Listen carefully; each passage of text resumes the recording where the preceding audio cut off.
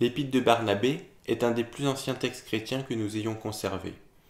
Elle date probablement de la fin du 1er siècle ou du début du 2e siècle. Malheureusement, nous ne connaissons ni l'identité de son auteur, ni son lieu d'origine. Cependant, il est possible qu'elle vienne d'Alexandrie ou de sa région, puisque l'auteur se réfère au livre d'Hénoch. Or, on sait que le livre d'Hénoch était utilisé par les églises africaines.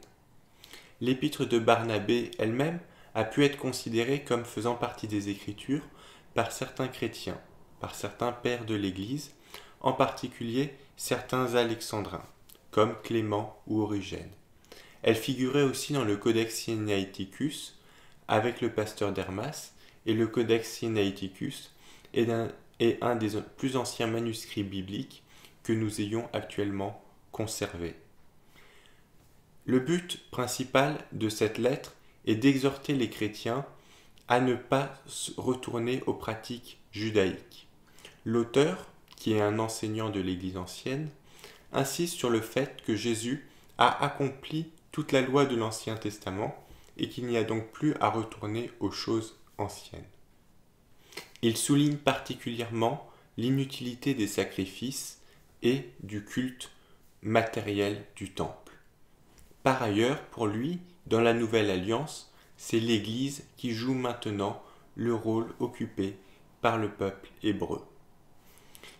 L'ouvrage, se présente sous forme de lettres, mais qui est en fait un traité, se divise en deux grandes parties.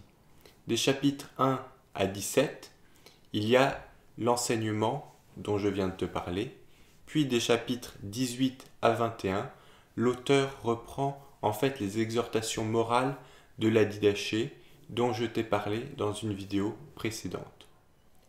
Pour terminer, j'aimerais te lire deux extraits qui te permettront de découvrir un peu le style et la façon de penser de cet auteur. Le premier est une interprétation allégorique de la loi de Moïse. Si Moïse a dit « Vous ne mangerez ni porc ni aigle, ni épervier ni corbeau, ni d'aucun poisson ne portant pas d'écailles », c'est qu'il avait reçu l'intelligence d'un triple enseignement.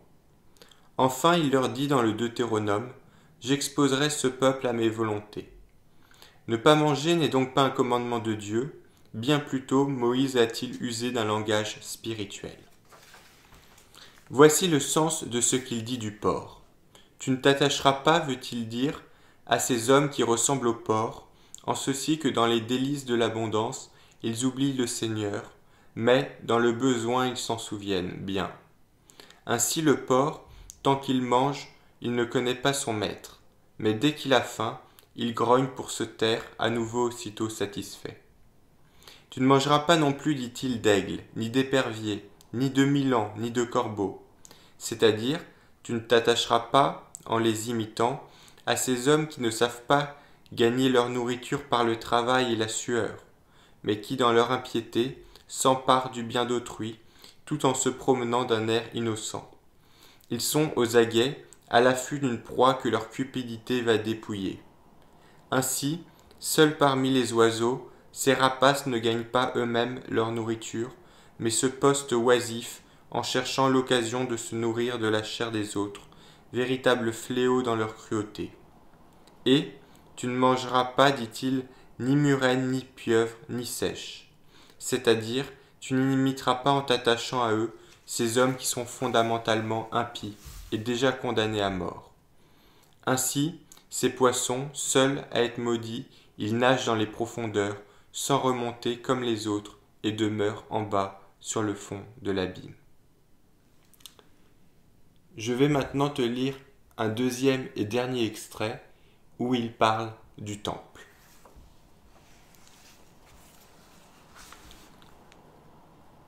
En outre, au sujet du temple, je vous dirai que dans leur égarement, ces malheureux, c'est-à-dire le peuple hébreu, ont placé leur espoir dans un édifice comme si c'était la maison de Dieu, et non dans leur Dieu qui les a créés.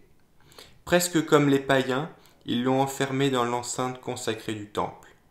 Mais apprenez en quels termes Dieu refuse le temple. Qui a mesuré le ciel à l'empan ou la terre à la poignée? N'est-ce pas moi, dit le Seigneur? Le ciel est mon trône, la terre mon marchepied. Quelle maison me bâtirez-vous, et quel sera le lieu où je reposerai? Vous avez compris, leur espérance est vaine. Enfin il dit encore, voici que ceux-là même qui ont détruit ce temple le rebâtiront. C'est ce qui arrive car du fait de leur guerre, le temple fut détruit par les ennemis.